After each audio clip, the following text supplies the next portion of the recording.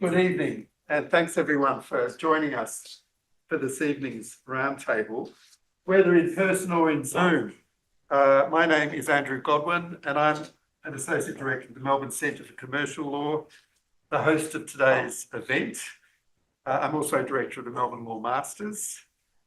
Joining me today is my colleague, Professor Rosemary Langford, who's Director of the Melbourne Centre for Commercial Law. And Rosemary will be assisting to take any questions that people might like to submit online. But let me first acknowledge the traditional owners of the land on which we meet today, the Wurundjeri people of the Kulin Nation, and pay my respects to their elders, past and present. I'd also like to extend a warm welcome to any Aboriginal or Torres Strait Islander people who might be with us today. So the focus of today's event is ESG investing and asset management in the United States. A topic I think that's particularly relevant given the increasing importance of ESG investing and also the relevance of questions around how environmental, social and governance factors sit alongside the fiduciary and other duties to which asset managers are subject. And we're very fortunate this evening to have with us Professor Arthur Laby from Rutgers University to discuss these issues. Rutgers Law School, I should say. Awesome. To share with us insights in relation to litigation against asset managers in the US and more broadly to comment on what, as we discussed before, Arthur, appears to be the increasing politicization of the ESG movement. So just by way of introduction, Professor Laby is Vice Dean and Co-Director of the Rutgers Centre for Corporate Law and Governance. He's a global expert on securities and investment management and is therefore eminently qualified to speak to us on these issues. Professor Laby previously served as Assistant General Counsel for the US Securities and Exchange Commission, where I think you're responsible for investment management and international matters. Yes. And prior to that, spent a few years in private practice in Washington and elsewhere. So a very diverse background and one I'm sure on which you'll draw in terms of sharing your insights with us today. Arthur published or edited a book in 2022, the Cambridge Handbook on Investor Protection, which I thought looked like an interesting source of insights into issues that relate to what we'll be discussing today. So we look forward to hearing Arthur's thoughts on the issues as I outlined before. So if you could join me, please, in putting your hands together to welcome Arthur. Over to you, Arthur. Thank you all very much for coming. This is a surprise and very lovely. We do this a lot at my law school, and sometimes we have more speakers than we have folks in the audience. Yes. That happens at times. Sure.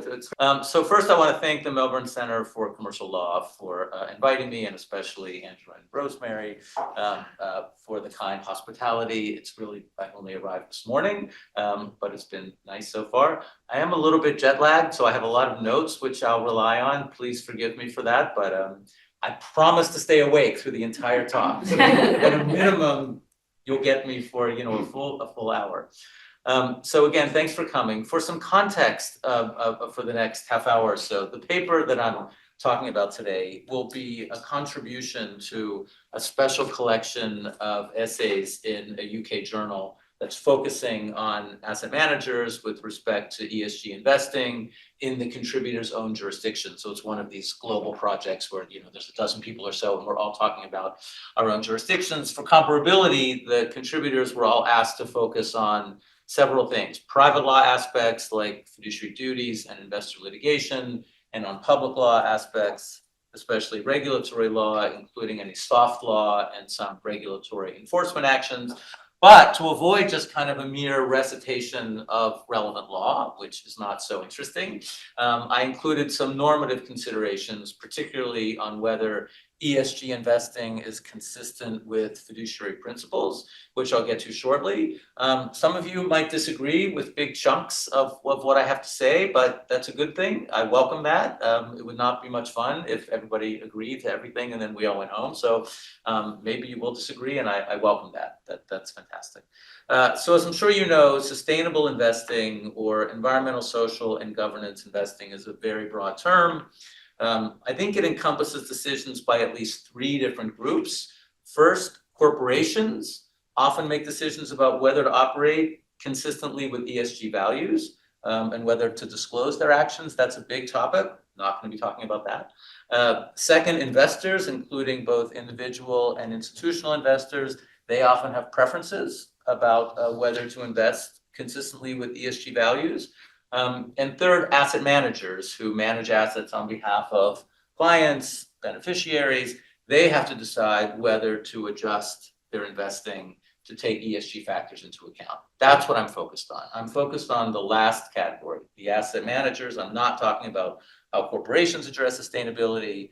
I'm not really talking about the conduct of retail and institutional investors, although their preferences are obviously very important for the asset managers.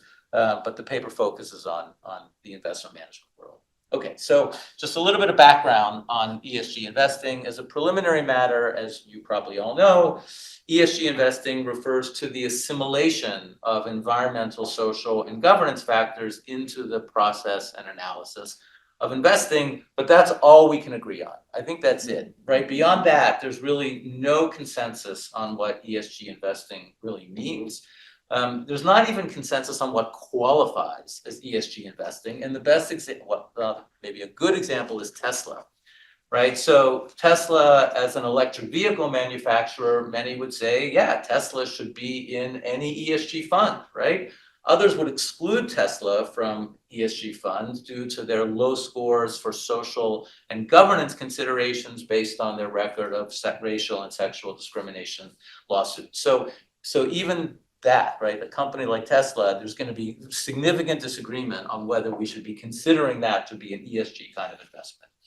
So let me just spend a minute on the rise of ESG investing, which has been traced to socially responsible investing practices that had antisocial products, right, for lack of a better word. So this sentiment has a long pedigree. In the 1700s, John Wesley, the founder of the Methodist Church, asked his followers to avoid profiting from alcohol, manufacture of dangerous chemicals, the slave trade, right? These are the sort of antecedents of ESG investing. In 1928, a fund complex called the Pioneer Funds offered the first socially responsible investment fund, or SRI fund, which was committed to Christian values and avoided morally questionable investments. These SRI funds gained a lot of prominence in the late 1900s, at least in the US, focusing on the social issues of the day, right? Like the Vietnam War in the 1970s or South African apartheid in the 1980s. These are commonly cited examples of early SRI funds or early SRI investing. In the 1990s and 2000s, SRI advocates started to claim that ethical investing was not only morally superior, but also financially superior. Why? Because it lowered risk, had lower risk and higher returns. At the same time, SRI funds began to focus on governance, right? The G in ESG, which emphasized good governance at a firm, as well as climate and social issues. And the focus on governance, I think, gave a lot more impetus to the claim that ESG investing was financially superior because firms with better governance would arguably outperform their rivals, right? Ones with poorer governance. So this claim about superior financial performance now kind of permeates the private law debates over ESG investing, and I'll get to that in a minute. We'll spend a bit of time on that. But before we get there, I think we have to acknowledge that ESG investing has become highly politicized. I think a backlash against ESG investing has been seen through leading figures in business and government. They're now railing against ESG. In 2022, former Vice President Mike Pence wrote in the Wall Street Journal that, quote, ESG is a pernicious strategy because it allows the left to accomplish what it could never hope to achieve at the ballot box or through competition in the free market, right? This backlash has caused some former ESG champions to really stand down, right? So around the time of Pence's statement, the chief executive of BlackRock, the big money management firm, Larry Fink, said that he would no longer use the term ESG because it was weaponized. It's been weaponized by the far right and the far left. And then in 2020, around the end of the first Trump administration, the U.S. Department of Labor, right, the U.S. Department of Labor, as you probably know, regulates pension funds through ERISA, the Employee Retirement Income Security Act. So the Department of Labor issued a rule to remove references to ESG and require pension plan fiduciaries to focus on pecuniary factors in their investment decisions. And then after a change in administration from Trump to Biden, the DOL completely changed course and proposed a rule to remove barriers to considering ESG factors. So as we'll see, the politics of ESG has really become a dominant theme in both the private law and the public law regimes governing asset managers and ESG investing. All right, so let's move to a discussion of the private law regime. Okay, so a key focus of the private law regime governing ESG investing and asset managers is the fiduciary obligation. Investment managers in the US have a fiduciary duty to act, of course, in their client's best interest. Our legal system generally interprets best interest to mean best financial interest, right? So why do I say that? This was the holding of the iconic case of Dodge v. Ford from 1919. It's been repeated more recently by Delaware Chancery, and then regulators have made similar statements. So we just talked about the DOL. In 2020, the DOL warned that pension plan fiduciaries must focus solely on pecuniary factors when making investment decisions. Although, as we said a second ago, the DOL, like other agencies, have become politicized in the ESG area, so we have to take what they say with a grain of salt. But I do think it's fair to say that asset managers generally comply with their fiduciary obligation when they maximize clients' risk-adjusted returns. So the question is whether they can also comply with their fiduciary duty when they pursue ESG goals, which might impair returns in the short term, but arguably benefit investors in the long term. So in answering this question, the context in which investment managers operate is particularly relevant, right? Because this short-term, long-term question is, I think, significant. It's a significant sort of piece of the puzzle. So asset managers, especially those who oversee funds, who are fund managers, as opposed to investment advisors to people like you and me, right? They are focused on the relatively short term, right? Portfolio managers usually are evaluated on an annual basis with typically quarterly reviews. Their bonuses depend on annual returns, right? Portfolio managers, PMs, generally have a 1 to 3 year time horizon to prove themselves before they're let go, right? They're out if they can't make it in that 1 to 3 year time frame. In addition, I don't have time to get into it here, but the regulation of mutual funds in the US under a statute called the Investment Company Act, it very much emphasizes looking at fund performance on an annual basis to determine whether the investment advisor is complying with its fiduciary duty to the funds that it advises. And I'm happy to discuss this more offline. It comes from a specific provision in the Investment Company Act and the way that the courts have interpreted that provision. There's a series of factors called the Gartenberg factors that go into how to analyze whether the advisor has done a good job in managing the fund. And when it comes down to it, that annual performance is really critical in terms of the statutory scheme. So it's embedded in our statutes as well. So this legal dynamic creates a kind of bias in favor of focusing on relatively short-term performance and against supporting ESG factors if the reason to support those factors would be to improve performance in the very long term. And we'll get back to this in a second. So the issue of whether ESG investing is consistent with fiduciary duties has been debated really for decades. Many interpret US law and the law of other countries as requiring asset managers to focus, as they say, solely on profit maximization, right? Under trust law's sole interest rule, a trustee must consider only the interests of the beneficiary. Consideration of the trustee's ethical values or really the values of any third person, no matter how laudable we think they are, that would be a breach of the fiduciary duty of loyalty, right? Because the fiduciary duty issue is probably the single most important issue in the private law regime governing ESG investing, let's explore this even a little bit further by looking at both sides of the argument. So we can really ask ourselves, does ESG investing breach the fiduciary duty?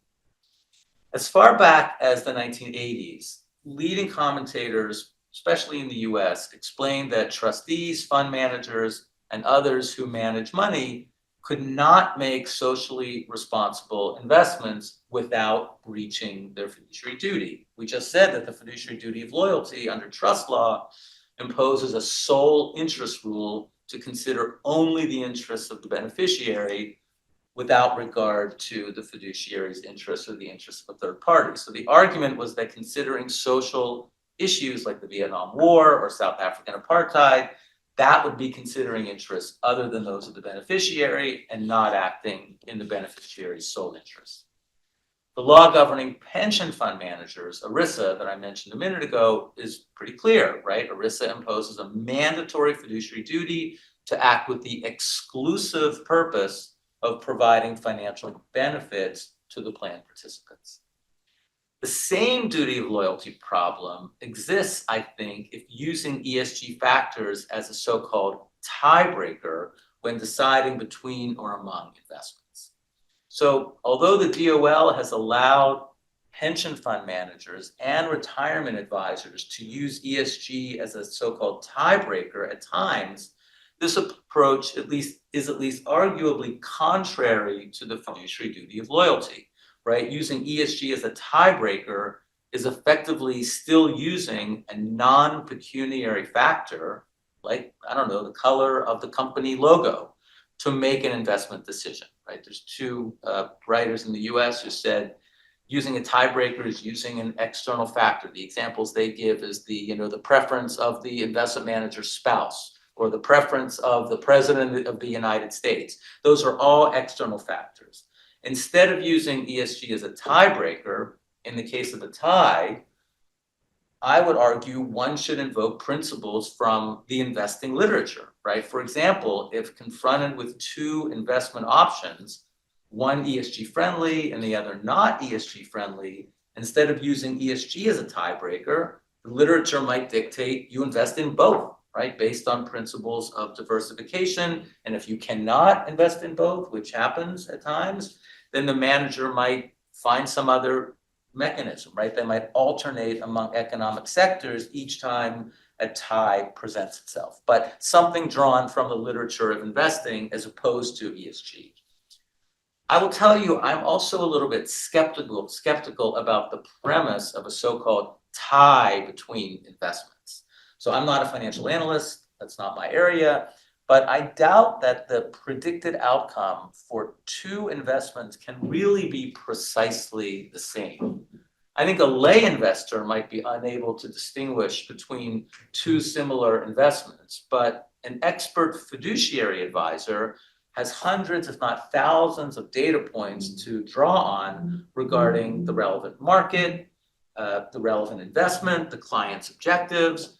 It's nonsensical, I think, to me, to believe that a trained and experienced investing expert could not exercise his or her professional judgment to choose one over another. So I question the premise that a fiduciary will truly face a tie to then justify using ESG factors as a so-called tiebreaker.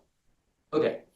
Others claim that ESG investing does not breach an asset manager's fiduciary duty for both, I think, firm-specific and market-specific reasons. So from the perspective of the firm, Some say that investments in certain companies, like oil companies, they're just doomed to fail and they should be avoided, right? For example, investors might avoid investing in oil companies because they're going to face a diminishing supply of renewable fossil fuels that they can sell. In addition, such companies should be avoided because they'll face diminishing demand for fossil fuels as consumers switch to alternatives, right? So these ESG proponents claim that the world is basically changing and divesting from oil companies is consistent with fiduciary duty because those firms are doomed to fail. From the perspective of the market, the ESG proponents argue that ESG investing is consistent with increasing economic value and therefore consistent with fiduciary duty, right? Again, the claim is that ESG investing to kind of slow climate change will mitigate climate risk and therefore mitigate investment risk. ESG investing will then reduce the risk of extreme weather events that can disrupt a company's supply chain and decrease the risk that more stringent carbon regulations will reduce profits, right? So all sound arguments. But even these ESG proponents, I think, seem to assume that ESG investing is in the client's long-term financial interest, which, as we discussed, is not typically how asset managers are evaluated, meaning in the very, very long term, the evaluation is typically 6 months, a year, maybe 18 months. In addition, we might question the premise that ESG investing to promote the bottom line is really ESG investing at all, right? And I want to take that up next. That's what I want to turn to. So there's two scholars, Matt Schanzenbach and Rob Sitkoff, who differentiate between what they call collateral benefits ESG, which is investing for kind of moral or ethical reasons to benefit a third party. They differentiate that, collateral benefits, from risk return ESG, right? ESG investing to essentially improve risk-adjusted returns. So risk return ESG investing, they say, this is according to this article in the Stanford Law Review, some of you may be familiar with it, right? They say, well, risk return ESG investing, that's fine, right? That's consistent with the duty of loyalty, whereas collateral benefits ESG investing is not. This is their claim. I'm not making that claim yet. That's what they say. Collateral benefits ESG, they say, violates the sole interest rule in trust law, whereas the risk return ESG is permissible on the same terms as any other active investment strategy. So they argue that ESG investing is permissible only if the trustee reasonably concludes that using ESG factors will benefit the beneficiary by essentially improving risk-adjusted returns, and the advisor or the trustee's exclusive motive for adopting ESG investing is to obtain that benefit. That's the claim. I question whether that distinction is sound, right? Whether it makes any sense. And it's kind of caught on, right? It's a big part of the world of ESG. So the very phrase risk return ESG seems to me like a kind of contradiction in terms, right? Risk return ESG allows asset managers or other investors to label themselves as pro ESG and then invest in ESG friendly firms or ESG friendly industries merely because they are more profitable than the alternatives, not because of their desire for societal change, right? So their motive in many cases is not necessarily to slow climate change, promote social good, or improve governance.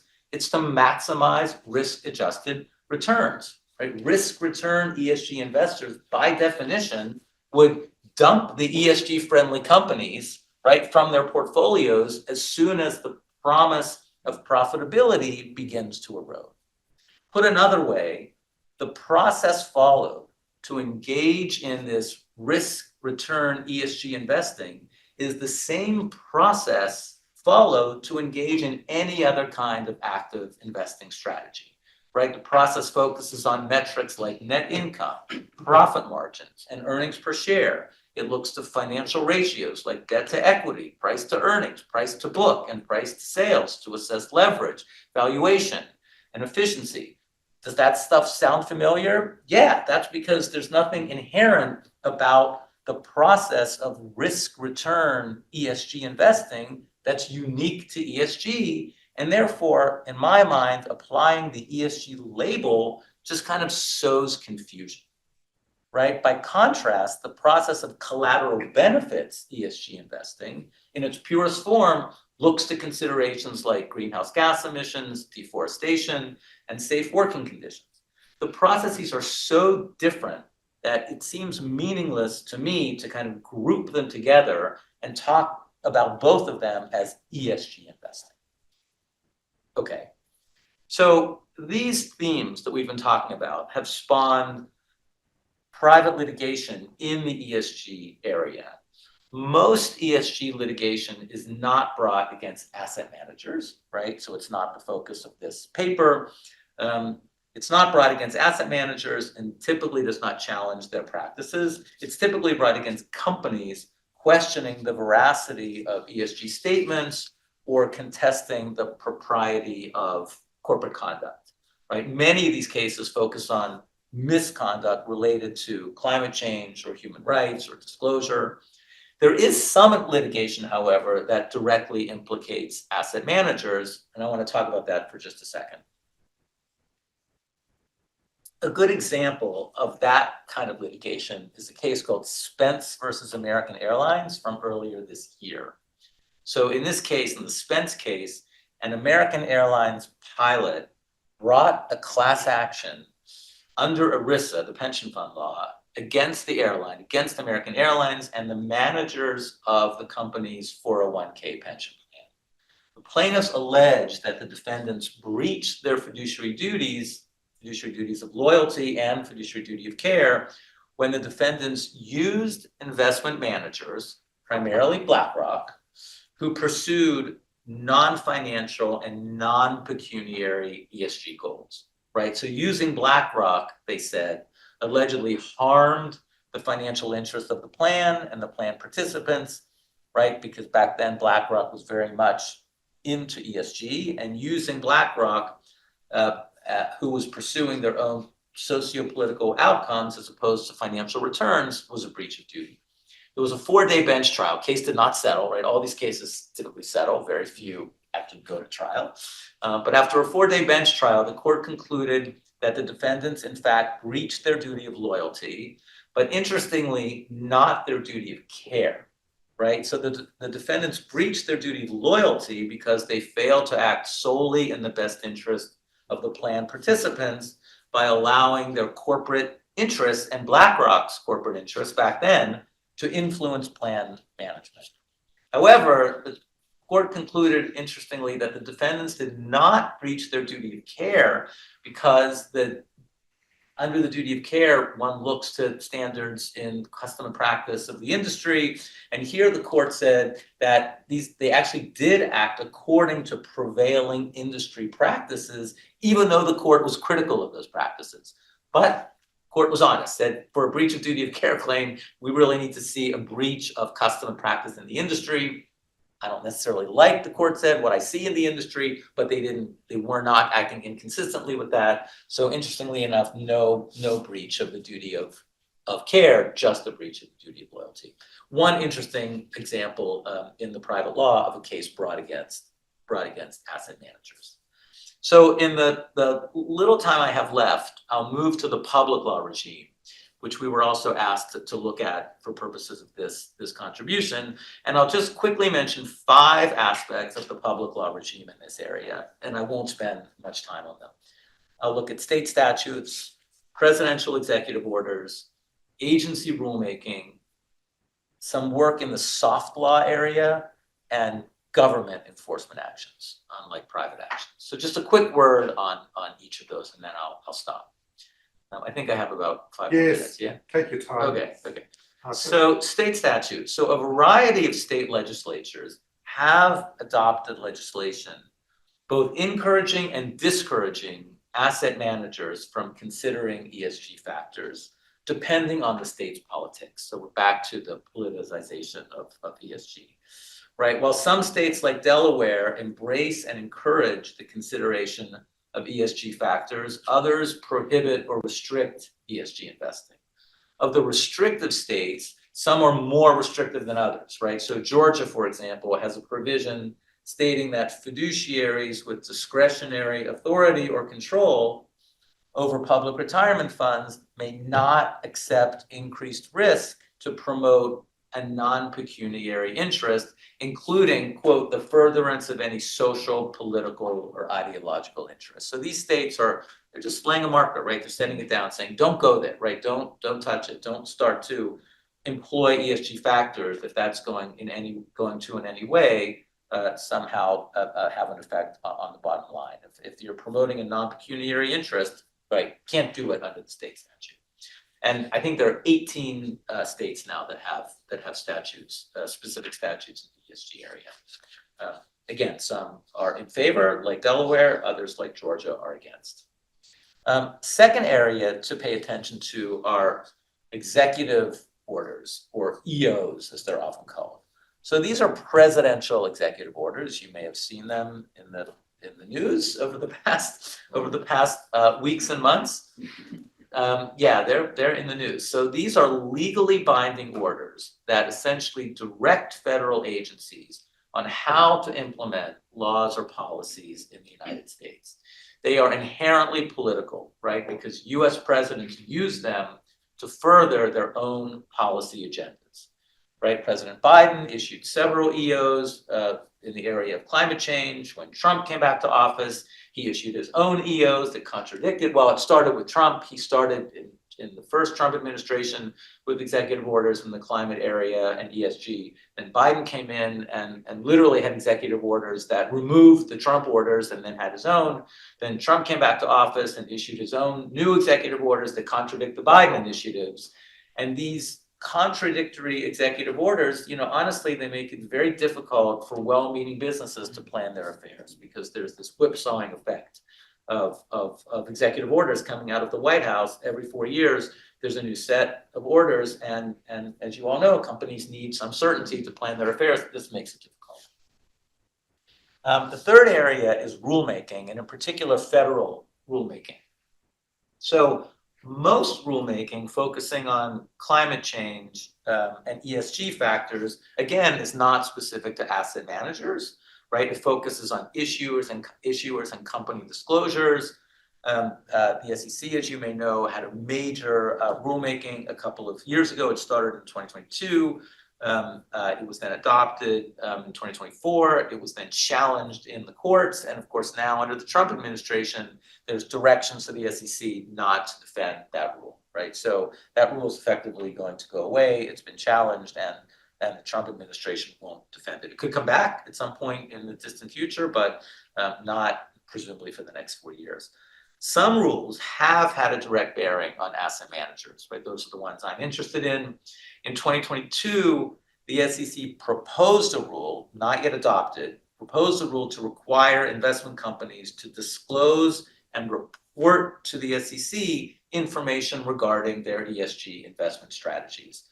It'll be very interesting to see whether that rule will be pursued by Paul Atkins at the SEC. It's a disclosure rule. It's not inherently as political as another rule might be, but under this White House, right, Paul Atkins and the SEC may get some direct, even though the SEC is an independent agency, it may get some informal direction not to proceed with adopting that rule. We'll see.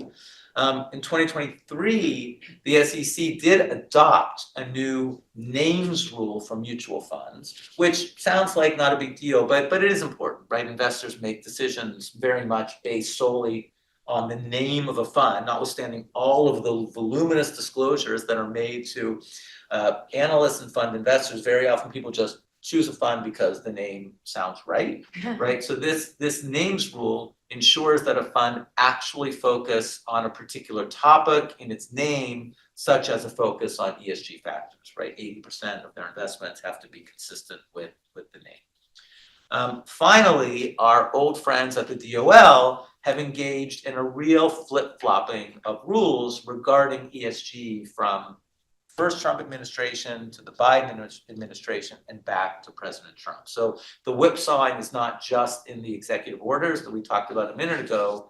It's also in connection with rulemaking, and particularly rulemaking from the DOL as opposed to the SEC, because as you may know, the DOL is not an independent agency. So the head of the DOL is in the president's cabinet, can be fired at will by the president. Although Trump may take a different view about the SEC, historically the SEC is much more independent, right? The head of the SEC is not a member of the president's cabinet, can only be fired for cause. In the history of the SEC, no SEC commissioner or chairman has ever been fired, right, for cause. So the agency is more independent, although there's already been some noises coming out of the White House that Trump doesn't have the same view of independent agencies as other presidents have. Fourth is the soft law area. So agencies like the SEC can accomplish a lot through initiatives that are non-binding, right, using kind of the coercive power that it has over market participants. And there are many such initiatives, right, all the time. In this area, there was a climate and ESG task force that was created. The SEC very often issues these so-called risk alerts, which are just issued by the SEC staff. They're not issued by the commission, so they don't have the binding force of law. They've issued those about ESG investing, and revising the priorities of the examination staff. They've looked carefully at in some of these statements. They've said we're going to look carefully at investment advisors, registered investment companies, and private funds engaging in ESG investing. We're going to be taking a good look at you. So these are just kind of admonitory statements that are made to the industry, which again, don't have the force of law. They don't really say anything other than we have our eye on you, but that's a lot, right? The lawyers in the industry pay incredibly close attention to every word that comes out of the SEC and the SEC staff, and then they go off and counsel their clients. And so although you might think, oh, it's a risk alert, they're just sort of making these statements, it does have a significant effect on the industry, even though it's not non-binding, doesn't really have the force of law.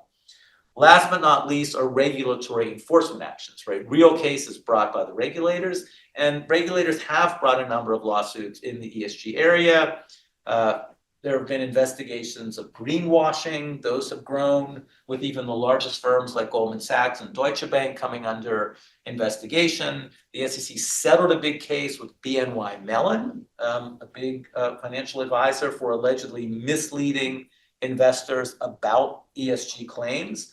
I think those types of lawsuits, at least at the moment, right, lawsuits alleging misleading investors, I think they're likely to continue. They are largely apolitical, right? No one is in favor of fraud. So suits that allege misstatements or omissions with regard to ESG, I don't know. I imagine those will probably continue, even if other lawsuits, which have more of a sort of a policy bent, might not. So let me conclude by saying that drawing conclusions here, I think, is difficult, right? In this project, in this article that I'm writing for this journal, we're asked to have, conclusions at the end of the piece. And, I said when I talked to the organizers, I think drawing definitive conclusions is difficult, especially due to the politics of regulation here, right? As I said earlier, there's not even consensus over what ESG investing really means, or whether ESG investing includes a focus on ESG factors as a strategy to increase returns, right? There's not agreement over that. I think one conclusion is clear. There has been a backlash against ESG investing in the US, no doubt, right? With the election and then the re-election of President Trump. That backlash has sources, even Republicans in the US Congress, right, who view ESG as a kind of woke policy agenda that threatens their interests. That backlash is real. And the backlash is political and has now framed, as you've been hearing for the past 30 minutes, has really framed the ESG debate. This kind of whipsawing that we've been talking about of executive orders and inconsistent rulemaking, especially by the DOL, reflects that politicization. I think many of us hope that this trend will kind of end and the Congress and regulators will find a sort of middle ground. But in the short term, I think the politics makes it very hard for asset managers, as I said earlier, to plan their affairs and kind of be confident that they're investing consistently with their legal and regulatory obligations, which is what many good folks are trying to do, and this makes it more difficult. I'll stop there and happy to. Thanks very much, Arthur. Really interesting and illuminating difficult to know what the future might hold in that regard, as there are so many changing variables. And as you noted, it's so difficult to put your finger on what ESG actually stands for, to what extent it should or can be taken into account. Some really interesting issues, Arthur. I think we've all enjoyed the discussion enormously. Rosemary, could I ask you to say a few words of thanks? Oh, yeah. Well, thank you so behalf much. of all of us? I think the amount of questions and comments indicates the interest in this. And I mean, I guess one pushback against ESG investing is that, you know, if you've got the financial interests of beneficiaries as your bottom line, you've got that objective accountability stick that I guess stops managers, say, choosing their own particular pet ESG issues. It doesn't, though, deal with the long-term, short-term issues. So it's very complex. So we really appreciate, as Vivian and Tim have said, the tour de force, particularly off the back of jet lag. You've done super well, very impressive. So thank you so much for pushing on. We'll give you a if I can just give one quick advertisement for Melbourne Centre for Commercial Law. We've got 27th of August, we've got Justice Stewart from the High Court coming to talk on directors' duties and politics. So just feeding into a semi-similar topic, but thank you so much, Arthur. Really appreciate it. Thank you everyone for attending online and in person. Great, thank you. Right, thanks. Thanks everyone.